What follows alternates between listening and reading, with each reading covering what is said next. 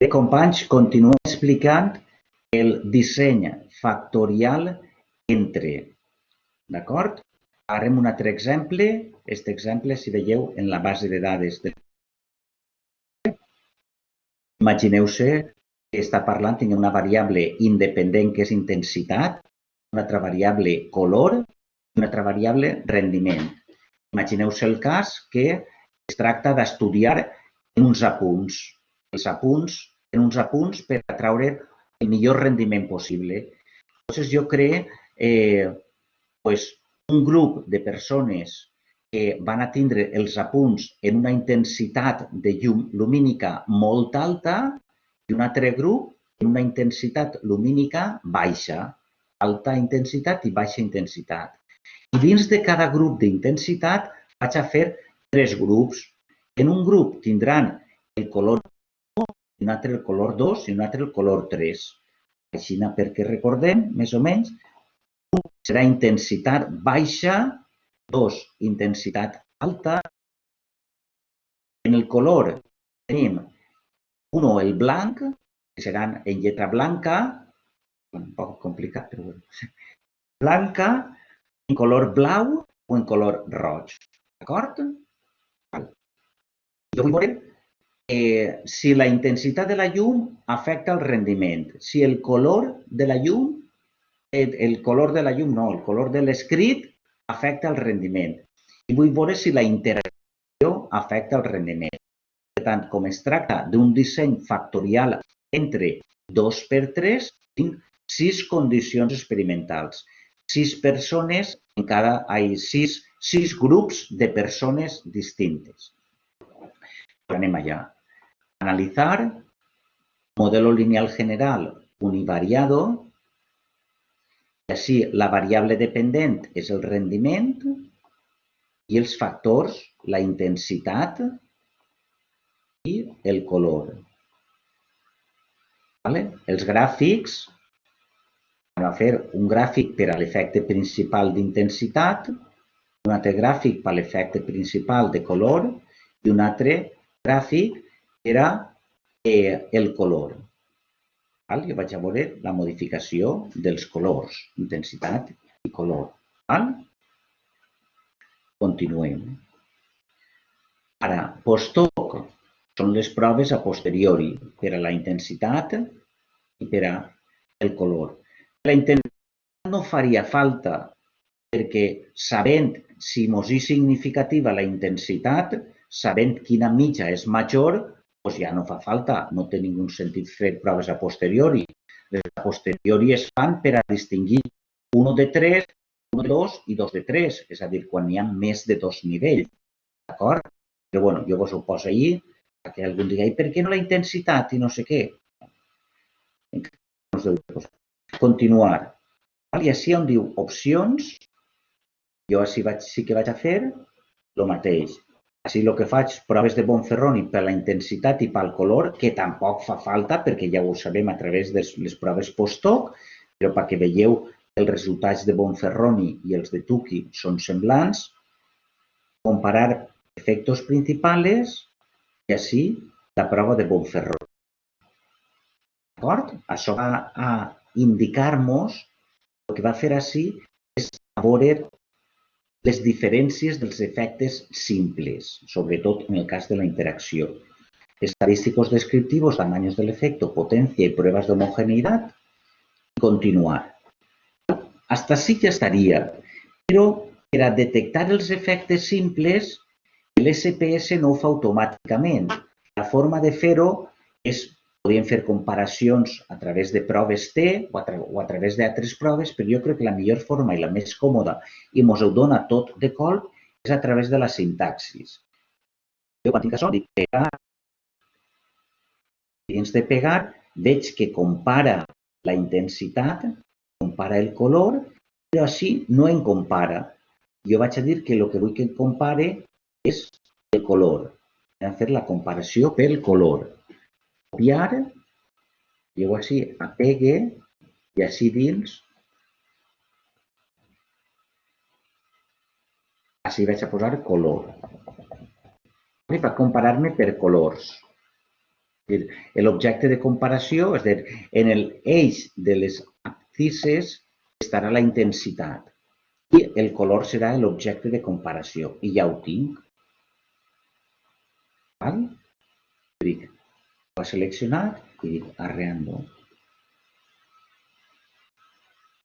I ara vaig a registrar el resultat. I així tindré el resultat.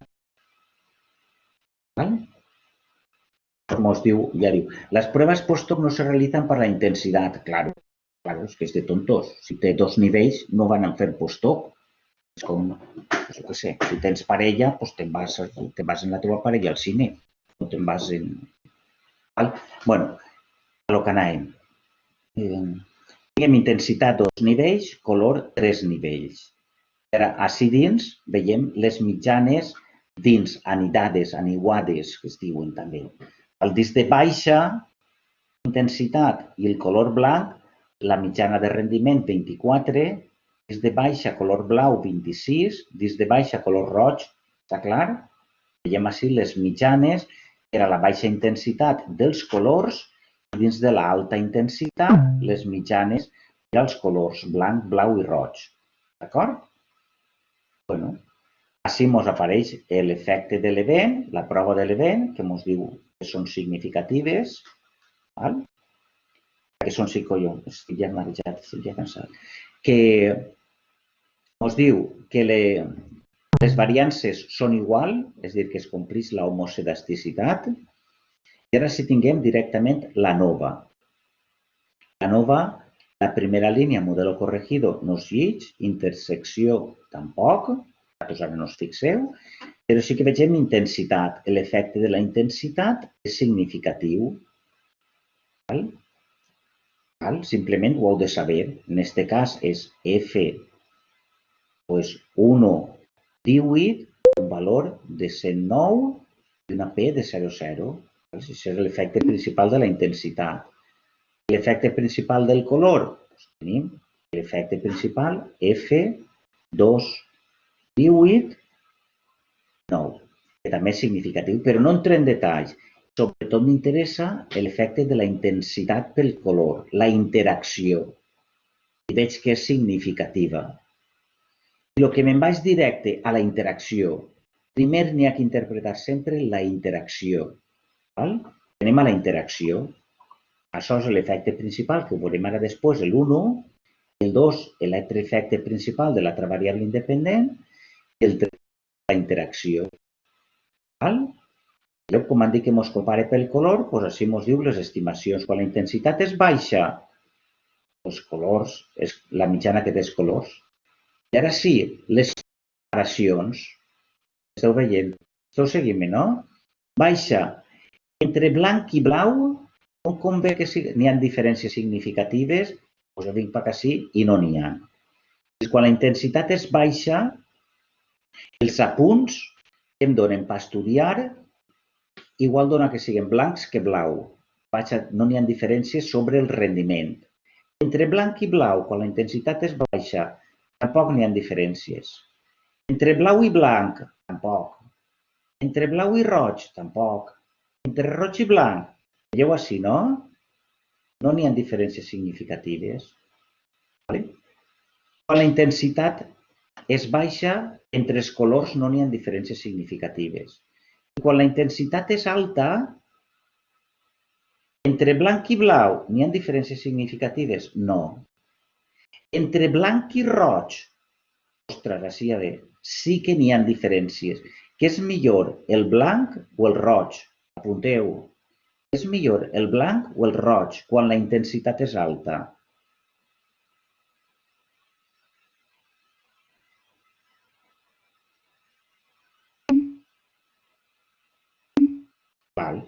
Lògicament, el roig és millor que el blanc, perquè el roig, quan la intensitat és alta, té 51 de rendiment, el roig i el blanc en té 36. 36 menys 51 us dona menys 14,5. Entonces, quan la intensitat és alta, entre el blanc i el roig n'hi ha diferències. I entre el blau i el blanc n'hi ha? No. entre el blanc i el roig n'hi ha diferències significatives si és millor el blau o el roig en la intensitat alta.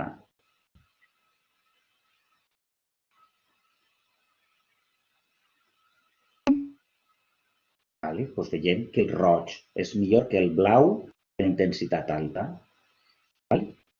En conclusió, que no n'hi ha diferències significatives en la intensitat baixa i en la intensitat alta només n'hi ha diferències entre el roig i el blanc i el roig i el blau. Entre el roig i el blanc, quin agarraria? El roig. Entre el roig i el blau, quin agarraria? El roig. Entre el blanc i el blau, quin agarraria? Entre el blanc i el blau, quin agarraria?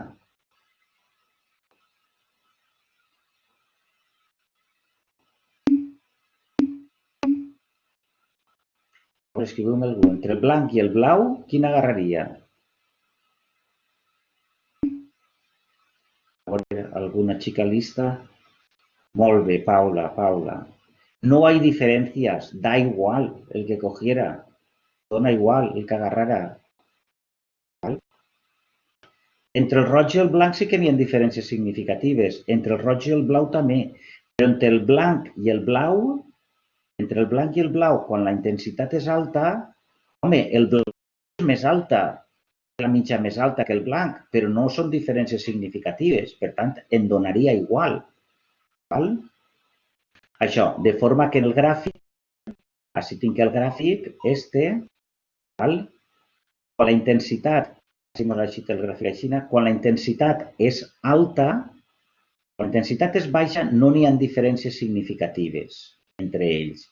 Quan la intensitat és alta, n'hi ha diferències del roig respecte al verd. No, estic dient el roig i el verd, però el roig respecte al blau, el roig respecte al blanc. Però entre estos dos no n'hi ha diferències significatives. Està clar?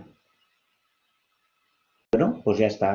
Veig analitzats els efectes principals, jo puc analitzar els efectes de la interacció i després els efectes simples, jo puc analitzar els efectes principals, que és la intensitat lumínica. La intensitat lumínica veig una F. Aquest trosset de la F és el mateix que ací. Intensitat. F, vegeu, és F118 109 00. És el mateix que m'apareix ací. F118 109 probabilitat 00.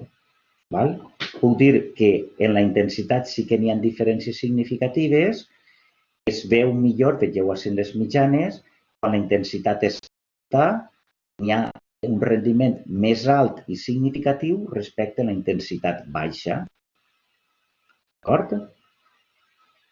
Respecte al color de l'estímul, també ens així diferències significatives. Vegeu, F218, diferències significatives. F218 té un valor de 9,25 i una P de 0,02. N'hi ha diferències significatives. I, per tant, entre quins colors es produeix major rendiment? Doncs veig que entre el blanc i el blau no n'hi ha diferències. Entre el blanc i el roig sí, entre el blau i el blanc no n'hi ha, entre el blau i el roig tampoc, entre el roig i el blanc, només entre el roig i el blanc, i el roig és millor que el blanc. Veieu? El roig, hi ha diferència entre el roig i el blanc.